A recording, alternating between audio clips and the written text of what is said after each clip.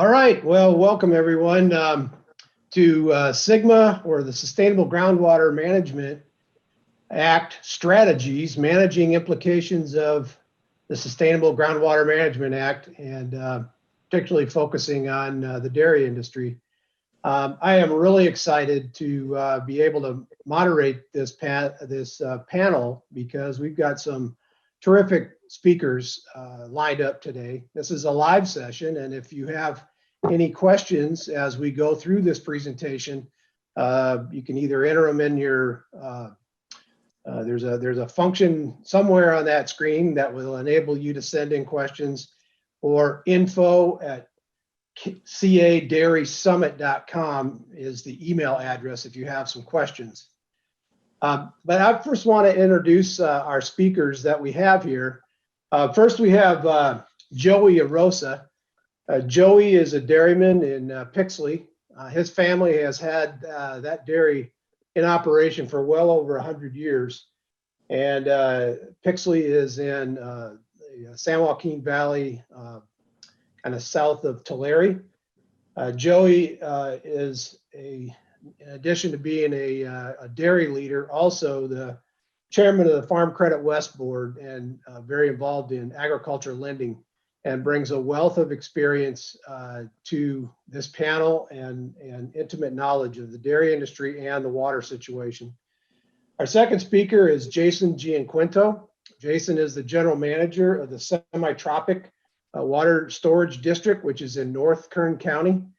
There's a number of dairies in Semi-Tropic.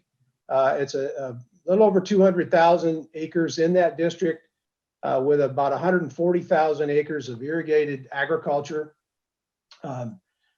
Jason is a licensed civil engineer and has been at Semi-Tropic as the general manager since 2013.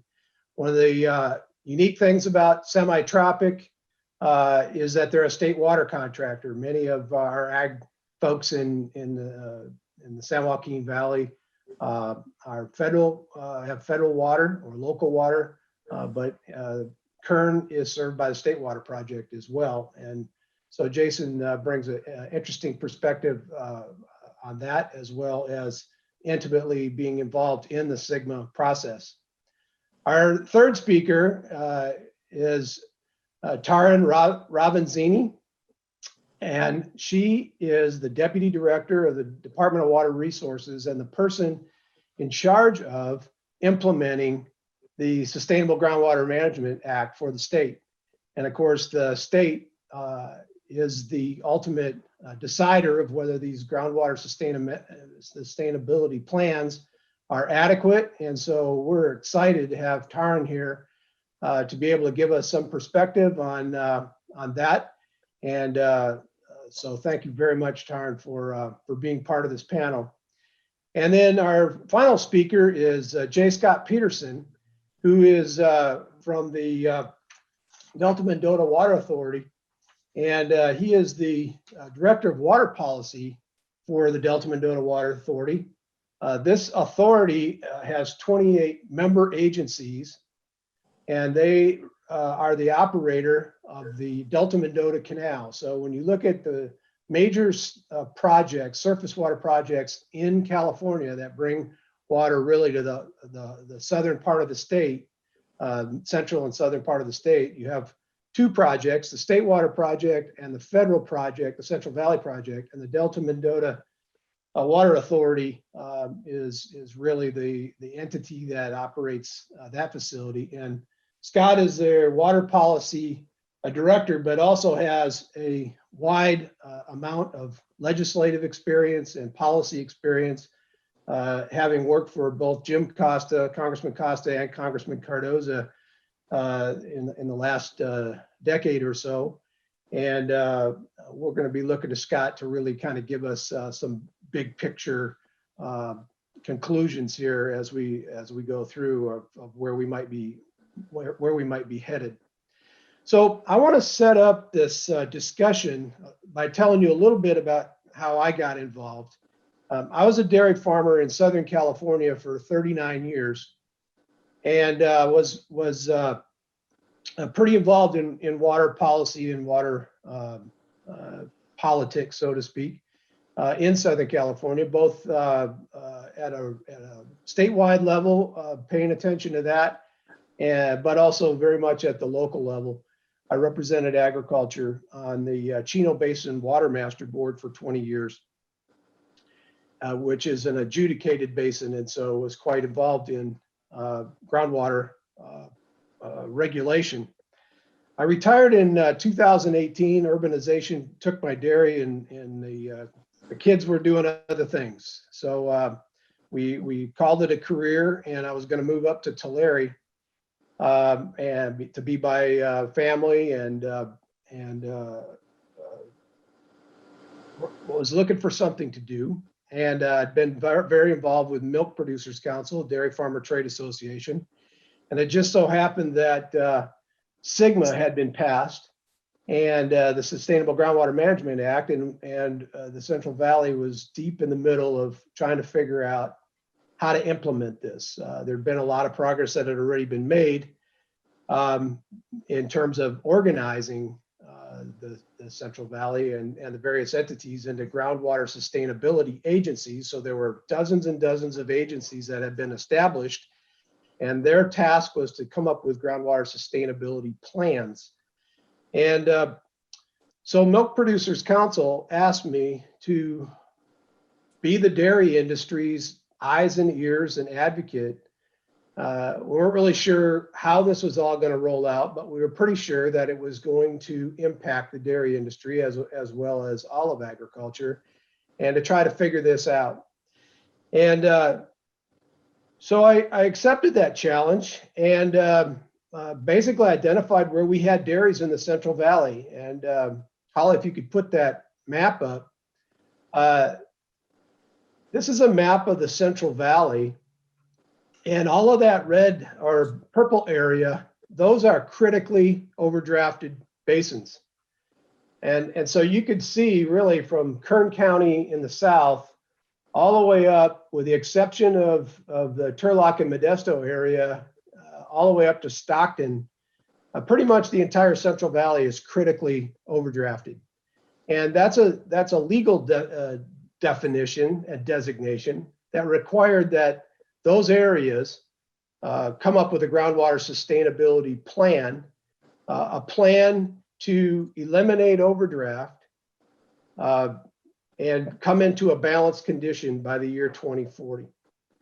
And interestingly, we've got dairies pretty much all the way from south of Bakersfield all the way up to Stockton in much of this area.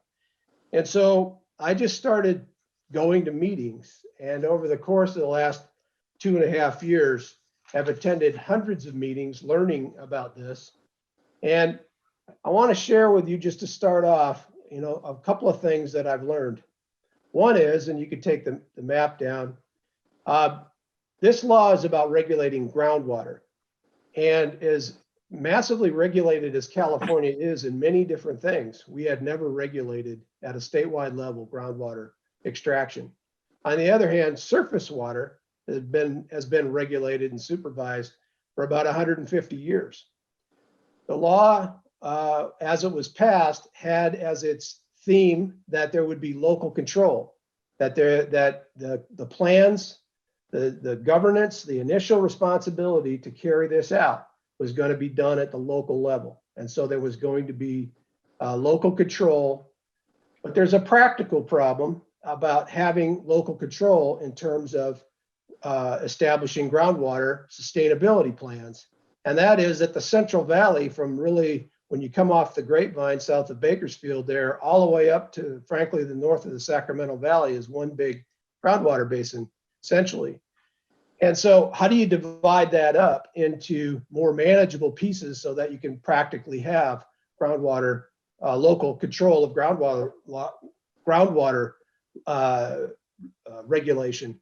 And so the legislature picked the one thing that they had to work with, which was sub-basins, and the Central Valley has been subdivided for purposes of surface water regulation according to the watersheds of the local Sierra rivers. So the Kern subbasin is the Kern River watershed. The Tule subbasin is the Tule River watershed. The Kaweah is the Kaweah River watershed, and so forth. And as a practical matter, that did give you subdivisions. The problem is that the geology under the ground, which is where the groundwater is, those are just lines on a map. They're not natural divisions of actual groundwater basins. And so this creates a challenge because each one of these subbasins is being held responsible for becoming balanced in their subbasin, but those lines don't necessarily line up. And so therefore there needs to be a lot of coordination amongst these various subbasins. The other point to keep in mind as we launch into this is that the fact that groundwater had never been regulated at all allowed people to widely develop the Central Valley for irrigated agriculture. And in the process of 150 years, about 5 million acres of fertile and productive farmland was developed. A significant portion of it in places where groundwater was the only supplemental irrigation source. It's important to remember these folks did nothing wrong. They did nothing illegal. And they created enormous value and benefits for the community in the development of this agriculture. But now, as we move into the SGMA world, there's not enough sustainable groundwater, to keep all of this land in production. And so this is the conundrum and the challenge that we're wrestling with. So now I want to turn it to Joey Rosa, first of all, because you folks in Pixley saw this coming early and started to do some things. So Joey, why don't you tell us about your perspective on this and what you guys have been doing? Okay, so probably even before, I think SGMA was just barely getting talked about, but prior to the drought that we had from roughly 13 through 2013 through 2017, our group actually started meeting in September of 2011. And we, the Pixley Irrigation District has about 54,000 acres that's farmed. And there's a total amount of acres in the district of around 69,000. We were a district who got formed a little bit later than some of the other districts in the basin. So we don't have class 1 water, and we do rely on infrastructure to get water from the north. And so we're kind of in a position where we rely on others who have extra water. And so what we noticed starting really in about 2011 in our basin was that even when we had wetter winters, we weren't seeing the groundwater levels bounce back. And so in September of 2011, we got a group of farmers, dairy farmers together in the basin, really basin wide, just to talk about, you know, some of the things that we were going to need to do as agriculturalists to look forward far enough to maintain a good water supply. And you know, I think for the most part, people who farm in our area are really long-term thinkers, and we all agreed that day that none of us want to run out of water. And so we want to try to figure out how we do things, adjusting our farming practices and looking forward to try to protect groundwater. And so really our first, I would say our first constructive meeting came about 9 months later in 2012. We went through a somewhat of a normal winter, but we were still noticing some of the same problems. And one of the interesting things about drought that's different than flood, and I picked this up, a line up from someone, is that when you have a drought or you go into a drought, people lose their water one at a time. So nobody really sees it coming, or everybody doesn't see it coming at the same time. Where if you have a flood, like we had the dam a few years ago up north, that tends to really alarm people because you can see it with your eyes. And so in 2013, which was the first year of the drought, we already had a lot of wells that were going dry in our area. We had families in the eastern part of the basin that started losing water on their individual homes, and so we were noticing some really negative things that going on in our basin. And I would add that our basin is the Tule Basin, and located in Tulare County. Through the drought was the #1 ag producing county in the United States, which is a tribute to the importance of what we do there, whether it's making milk or growing 200 to 300 of the different crops that are grown there. And so I think it's our responsibility really to be forward thinking and to try to help solve the water problems. And so what we did was we put together some goals at our second meeting. And basically the goals were to engage landowners of the districts in a conversation about the sustainability of groundwater in the area and understand what approaches are necessary to preserve the resources for the next 50 years. And then our second goal was to have landowners direct the process to find solutions and have landowners take ownership of the process. We wanted this to be a landowner driven group. And the last is to complete the first two goals and have the landowners decide if they want to make the necessary changes. And so that's kind of how we started. And interestingly enough, I I remember our second meeting really well, and it was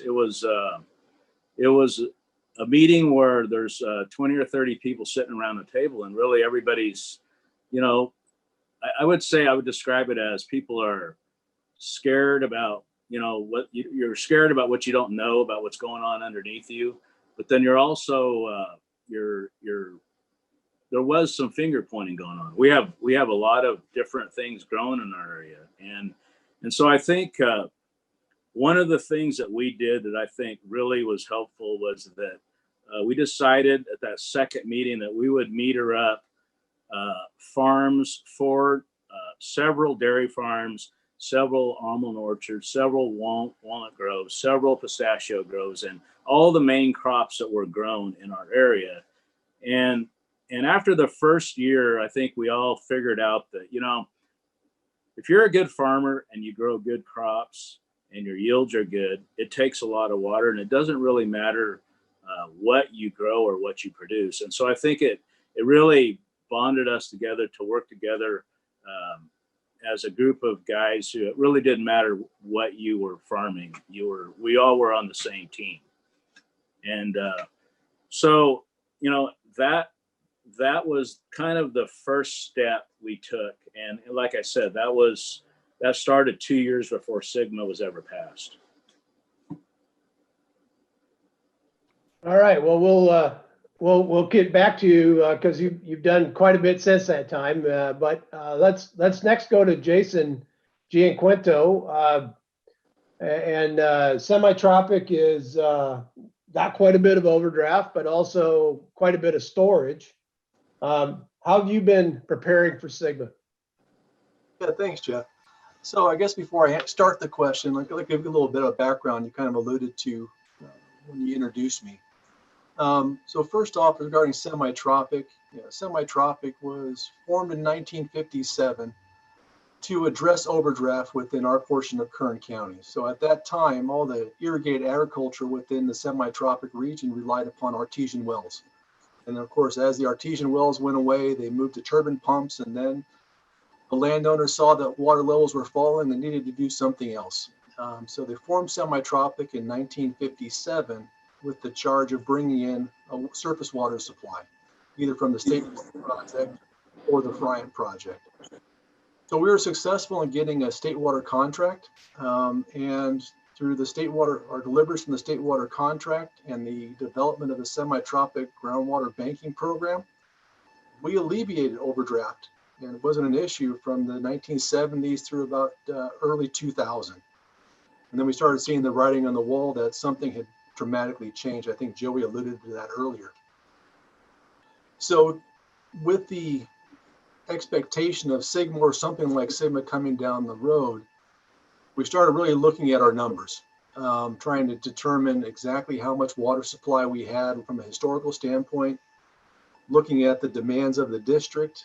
And I think the biggest issue we found in the way we've done things historically is that we didn't have a really good handle on the demands of the district, because we had relied upon, like everybody else, crop surveys, a lot of general assumptions and crop use coefficients. And we started sizing up the expectation of the overdraft within semi-tropic and figured we needed to tighten up our numbers. And we had a really solid handle on the surface water supplies. We didn't understand the demand side. And so we started working with an outfit called Land IQ up in Sacramento, kind of a specialty consultant, and started incorporating the concept of evapotranspiration, which is collected through satellite or remote sensing technology. And we made a lot of improvements in our process, I think, from the demand side or from a deficit perspective. If we use the old method, the deficit of semi-tropic was on the order of 400,000 acre feet per year. Tightening up that demand, looking specifically at the fields, how much of the field is actually irrigated, taking into account all the complexities of the operations. We now have a better handle of the deficit, which is now kind of on the order of a 300 to 350,000 acre feet per year. And then furthermore, we started looking at, how the supplies were allocated as amongst our landowners, because we have a number of different classes of landowners, where you call them class 1 or class 2. We refer to them as contract landowners that receive water from the state water project, and those that do not and rely solely upon groundwater. So we recognized early on, since the supply is not allocated proportionally to all lands, it's likely the deficit isn't either. And so we really spent a lot of time developing the remote sensing package with Land IQ so that we can really clearly identify the demands of each field, which could be then aggregated to parcels, rolled up to a landowner. And we've been providing that information to our landowners since 2017. So it's really about getting a good firm handle on the demand side. And then of course, once we have that, it helped us kind of prepare our kind of a defensible groundwater sustainability plan, not only for the state, but probably more importantly from our landowners' perspective. Because at the end of the day, it's not a Sigma, is not so much a district issue or a GSA issue. It's going to fall upon the shoulders of the landowners to figure out how they want to move forward and what options are available to them. So we've taken the stance that we're going to provide our landowners the best information we can, and we believe that the remote sensing work we're doing is a big movement in that direction.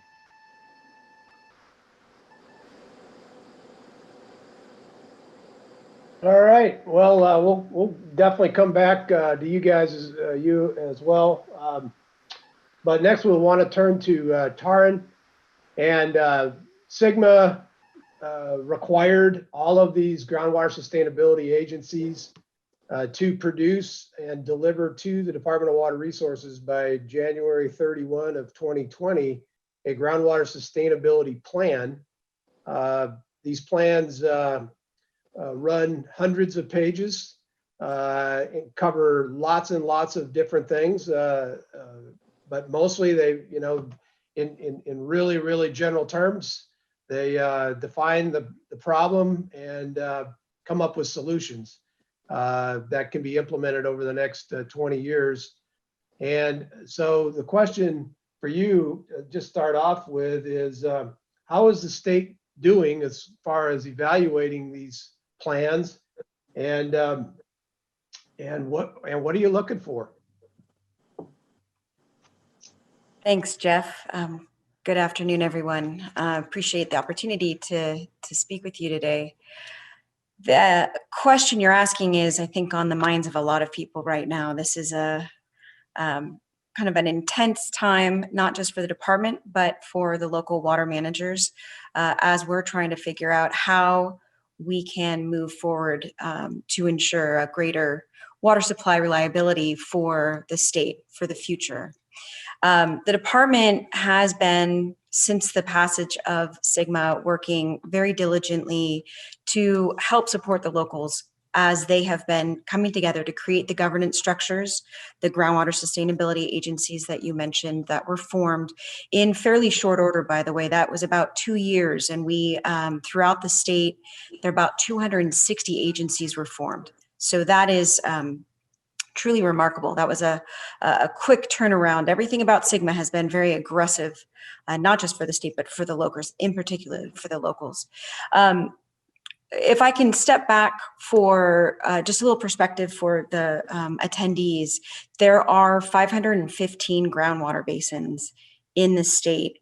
94 of those have been designated by the state to comply with the regulations and develop groundwater sustainability plans. And as you had mentioned, 21 of those have been designated as critically overdrafted. And those are the ones that have the more accelerated time frame, which was January 31st of 2020, to submit plans to the department for review. The department does have 2 years to review those plans, and we're fully in the thick of it now. Right off the bat, I do want to say that we were very pleased with the submittals in terms of meeting the deadlines. The GSAs essentially evaded what is an opportunity for state intervention by meeting the deadline. There were 46 plans that came in on January 31st, representing or covering 20 basins, all again critically overdrafted. And then there were there were a couple other basins that were not critically overdrafted that also sent in their plans at the time. So we have been able to kind of dig right in, and our intent, of course, is not to utilize the whole 2 years if we don't have to. If we can get our assessments out sooner than that, to continue to provide information and feedback to the local agencies, that is our intent. The way that the department needs to be looking at and evaluating these plans is really through the guidelines of the regulations. Now, the regulations that defined what needed to be in the plans that, of course, supplemented the Sustainable Groundwater Management Act and that directive. And those regulations, which were developed jointly at a state level, but with active stakeholder and regulated community involvement, those regulations have been the guideposts for the GSAs in what the plans need to have in them. So for the department, in our review, that is what we'll be focusing on, of course, doing that crosswalk with those plans. So we are evaluating the plans in accordance with the regulations. And there are some criteria, and I'll just kind of run over that. I don't want to get too technical, to be honest. We don't have a lot of time, but obviously we're going to be looking at whether the GSPs, the plans, rely on best available science to support their sustainability goals. And those goals are really defined by the locals to say, here is a threshold that we're going to be managing to in order to meet a goal of sustainability in that 20-year period. And ultimately, we want metrics by which they will define those sustainable conditions. We also are going to be looking at whether the plan defines reasonableness in reaching that sustainability goal. We need to be looking at whether they have taken into account the interests of beneficial uses and users that are potentially impacted, and that making sure that they are considered in the plan. All of these plans, in terms of reaching the sustainability goals in a 20-year period, which, you know, hydrogeology is very complex and it doesn't move quickly. And 20 years that's a path to getting to a feasible sustainability goal. And in looking at that, the plans are going to need a suite of projects and management actions that will help show the state, here is how we're trying to get there. And those projects and management actions, will evolve over time. The plans right now, we don't expect plans to be perfect. We recognize that the 20-year period is ultimately designed as a space for adaptive management. One thing that is additionally important, I think, to emphasize for the audience is that we have very limited amount of knowledge and understanding of groundwater conditions and of our basins. Part of the reason why there is local control is because the locals have the best understanding of their basins, of their subbasins. And so we as a state are trying to help improve tools and access to that data and how we can support locals in better understanding that. But just by meeting the deadline of January 31st with these plans, again, 46 plans coming in, which to be honest, Jeff, I know you said hundreds of pages. We're talking thousands of pages for some of them because there's just so much complexity here. Those plans really have a lot of information in them. They have exponentially increased the amount of information we now have around groundwater basins throughout the state. So with SGMA, we're just going to improve our ability to better manage to sustainable conditions. So that is a very exciting part of the plan evaluation and of what SGMA is intended to do.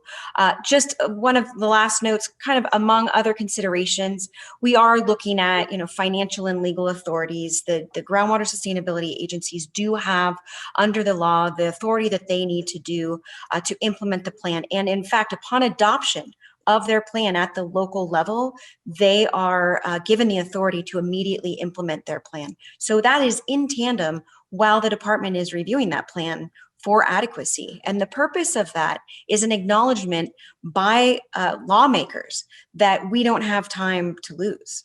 And so we are going to be looking, of course, at these plans while simultaneously in our role as not only a regulator, but also as an assistant to local agencies, trying to help them with their implementation at the same time. So I know at a later point, I might talk more about our assistant function as well, but maybe I can end my remarks there and hopefully take more questions. Yeah, well, thank you so much, Taryn. I tell you, it is really quite remarkable the amount of data and knowledge that we've learned over the last 36 months about the Central Valley in particular that we didn't know. I will tell you though, having the Chino Basin, which is where I dairied, it's a confined basin, about 6 million acre feet of storage, confined all the way around by mountains, so much smaller. That adjudication was entered into in the late 1970s. So we've got 40 years of history and we're still learning in the Chino Basin some of the finer points of how the geology and the hydrology works of that basin and what what water impacts other water. And so maybe we'll get back to it in a minute, but the amount, we've learned a lot, but there is so much we have yet to learn because of the complexities of the fact that you're sitting on top of millions and millions and millions of acre feet of water, but you're not sure where it all is, and you can't see it. It's not like a lake that you can see, or even a river that you can calculate flow. And so it's very complex, and we'll get back to that in a minute. But I'd like to turn now to Scott Peterson. One of the things that we maybe didn't emphasize so much in Jason and Joey, but the reality is that as these plans were being developed and we actually started looking at how much actual groundwater is there, it ranges from somewhere in terms of native annual supply, 3 to 4 inches a year per acre, per irrigated acre. Up to maybe as you move up the valley, you can get to places where maybe you got 12 or 13 inches. But particularly in the lower part of the San Joaquin Valley, the native water available per acre is pretty low. So what are we looking at with regards to your project that delivers, it's the backbone water delivery project of the federal government?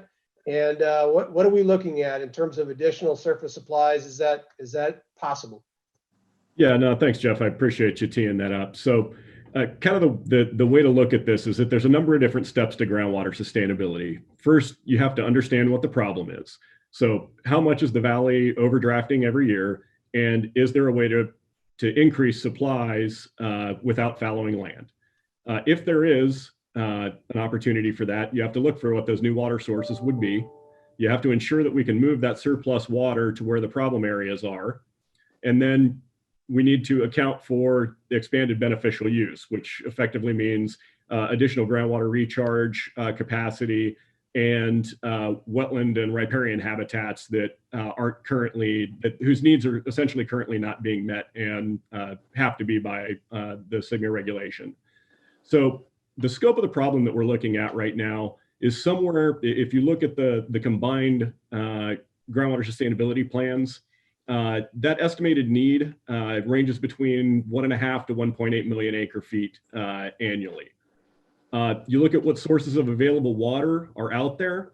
The San Joaquin Valley has untapped local supplies, predominantly flood flows of about 250,000 acre feet, but also has additional wildlife needs that are estimated to be around 200,000 acre feet. So obviously the majority of that additional demand and overdraft is in the southeastern portion of the valley, but nearly the entire San Joaquin Valley is in overdraft condition. You teed this up by asking whether or not folks can look to the state and federal water projects for more surface water. That's a simple answer and a complicated answer all at the same time. The answer is that there is water there. There's an estimated additional 10 million acre feet of supply that isn't captured. It's predominantly in wet years, years like 1983, the mid 1990s, 2006, 2011, and 2017. The capture and utilization of those flood flows has been discussed for decades, but SGMA has actually created an inflection point related to whether or not we can continue the status quo. That concept has been labeled a lot of things over the years. The current preferred nomenclature is kind of the big gulp little sip, or in more technical terms, it's what's called flood managed aquifer recharge, or FloodMAR. And that's something that I know that DWR is advancing as a program, so the State Department of Water Resources. So the long story short is that there's enough surplus floodwater available to balance the demands, but there remains a significant question as to whether or not state and federal policy is aligned to be able to capture and store those flows and meet those demands. So the current policy structure that regulates the existing projects, as well as current water storage capacity and water conveyance capacity in California's water system, isn't sufficient to move the water to where it's needed in the valley in the type of water years where that water is available. It's going to take a significant redesign of how we capture, move, and store water in California in order to be able to address this in a way that's sustainable without having significant economic impacts to the San Joaquin Valley. So there's a lot of work to be done. We need to build more water storage. We need to increase the system's capacity to move large amounts of water in those years where Mother Nature has blessed us with a lot of rain and snowpack. And that requires the political system to be able to respond to those needs. The bright side is that we do know that it's something that can be done. The question is just whether or not it's something that we're going to be able to accomplish. So Scott, why don't I stay with you for a minute? Kind of what's being done to accomplish it?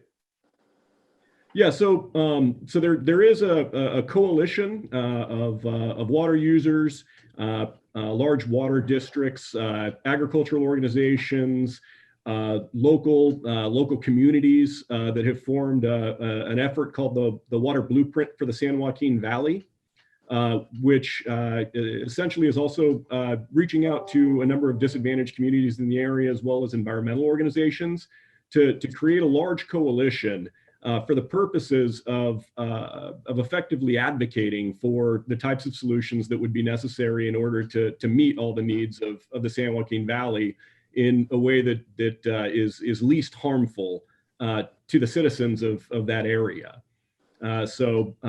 We've done a fair amount of outreach to state and federal legislators. Obviously, most recently, one of the things that took place was, there's new regulatory documents that were published for both the State Water Project long-term operations as well as the long-term operations of the federal project. That has some implications for the options and opportunities to be able to move some of that water, but definitely more work needs to be done. Jason, going over to you. You talked a little bit about setting up with Land IQ and that your measuring system has been in place since 2017. How's that working for your farmers and this idea of satellite sensing of groundwater consumption or water consumption is something that seems pretty out there, and it's being discussed now more regularly everywhere in the valley. But tell us what has been your experience and what's your confidence level in it? Oh, thanks, Jeff. I think it's actually working very well, because if you think about Sigma doesn't actually require you to, doesn't tell you to really manage the water supply or the demand. What it says is that you're supposed to basically manage your basin to avoid 6 undesirable results, with the key one being groundwater levels. So from a landowner perspective, what that means is that you have to kind of manage your land use relative to your available water supply on average over a long time. And so really kind of the biggest issue for understanding for landowners is, well, how much water are you actually consuming? And it's not how much water are you applying. So it's not how much water you're delivering to your field based upon your turnout from a district facility or your meter from your well or rainfall. It's actually how much water is leaving the basin through your efforts. And so that's basically the water that's being uptaken by the crop or lost from evaporation. And so anything that's not leaving through those 2 modes is still in the basin. Now, it may take time as far as water level impacts are or changes. But what we've been able to do since 2017 is to start providing that information for landowners for every parcel within their holding and even at the field level, so that they can start understanding about how we're going to be measuring the demand side relative to their supplies. We've had a lot of interesting findings. For instance, like on the dairy side, we always viewed dairy as a huge user of water. Well, through the ET work, which was really interesting and not expected, is that, from a dairy perspective, they may apply a lot of water, but as far as how much water is leaving the basin to their operation, it's either leaving through the crop or through the milk. And if you actually compare it, it's actually less than, an almond orchard at the end of the day. And so having that detailed data at the field level for a landowner really allows them to kind of walk through, what their position is, and we can prepare a long-term budget to, help them size up what they need to do in the future. Because at the end of the day, it's a land use decision if we're not able to do things such as what Scott identified as increase the supply. So there's only 2 things that kind of alleviate the problem, at least in Kern County. We're going to increase our supply. Those options are sometimes problematic. And if we can't increase the supply, then we have to address the demand side. And so trying to provide as much information on the demand side so that landowners can see where they are and where they need to go in the future, it's necessary. But I think we've had pretty good reception from our landowners. And I think the confidence in the data early on, like in 2017, I think you saw this early on, Jeff. We actually ran 2017 as a pilot because when we started getting the information, it didn't make sense. And so rather than trying to push it upon our landowners, we said, well, this is a demonstration year, help us work out the bugs. Because we recognized early on that if there's no confidence in the information, whether it's a specific field, landowners will say the whole thing doesn't work and we need to do something else. But I think overall it is working well. I mean, we can get the data for ET on a monthly step. We can roll that up for landowners, look at any way they want to look at it. But having that granularity of information is so critical for landowners, because at the end of the day, Sigma, success of Sigma, whether it's participation in a project or trying to figure out which lands to fallow or retire or try to how to increase demands, districts can only do it with landowner participation. So landowners need to know where they stand. Joey, I know that Pixley has also adopted this evapotranspiration water consumption method, and you guys are actually billing yourself, charging yourself for water using this. How's it being accepted in Pixley? Well, I mean, it's early, but let me start kind of at the beginning of where I left off earlier. I talked a little bit about we had metered up some farms for a couple of 2 or 3 years, and one of the things that got us to looking at different kinds of technology, and we ended up initially were working with Cal Poly and their Landsat program, was that what we learned pretty quick with metering is that sometimes metering, they take maintenance. Sometimes the installation cost is different on every well that you install. Every well's piped a little bit different, and they take management and quite a bit of maintenance, really. So, when we started looking at ways to be more efficient, and the Landsat program initially that Cal Poly came to us with really sounded interesting. And so what we did was we ran that program side by side with our metering program for the first 3 years, actually. And we did see some differences, but based off of the data that we had put together, where you're a lot of times with metering you have over application going on, and actually it was really pretty close. And basically what we're doing is it's like a checking account where you establish how much water is available per acre foot, and then you have the ability to manage what's in your account based on what you're going to grow in that field, and what kind of crop you're going to grow, and how many months, or if you're going to double crop or single crop. And so we implemented that this is our first full year of managing, basically like a water checking account, where you're keeping track of what you're given through rainfall and your established yield that you can take, and then what the plant takes. And so I think it's early, but for the most part, I think farmers across our basin are accepting it, and there's a learning curve. I mean, we're going to be farming different. I mean, I do believe that people are going to, depending on what our weather patterns are going forward, there's going to be a little bit less double cropping, and people are going to be watching it pretty close. I would. Yeah, we're just about out of time, and I wanted to both Pixley and Semi-Tropic were leaders in implementing the evapotranspiration method and actually putting landowners on budgets. Taran, back to you just for a moment. I'm really glad to hear what your observation about data. One of the things that it really hit me reading some of the GSPs was the confidence level of the hydrogeologists who worked on the plans, in terms of their confidence in their data, and plus or minus 25% in some cases on how much water actually is available every year. That's a massive error bar. And so I know the state's been involved in promoting data. How much of your plan, and of course unfair because I'm only going to give you 30 seconds to answer, but is this something you guys are pretty aware of, that the numbers really are very preliminary at this point? Thanks, Jeff, and I'll keep this really short.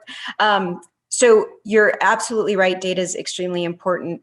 The amount of information that's coming in is very helpful, but again, there's still a lot more to learn. So what the state is trying to do, obviously led by the department here, is create platforms where we can be sharing as much data, making it as transparent as possible and as usable as possible for the GSAs to further develop. And one thing to just leave you with is that the characterization of the basins is something that we are investing in moving forward so that we can help GSAs focus on the best recharge locations. That's going to be one way in terms of data improvement that we are going to help folks get to sustainability. Man, that's so critical, but we need water to put in those recharge basins. And Scott, are you optimistic or pessimistic that over the next 25 years, we're going to be able to get some better utilization of surface water in the valley? Because we have such limited time, I would say that I'm optimistic. But obviously, the state has taken an effort through Prop 1 to invest in in regional storage.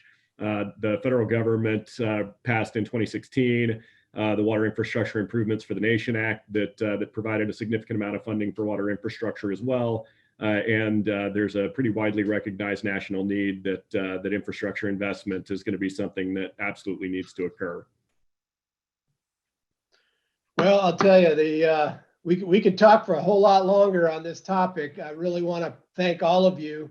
The key is when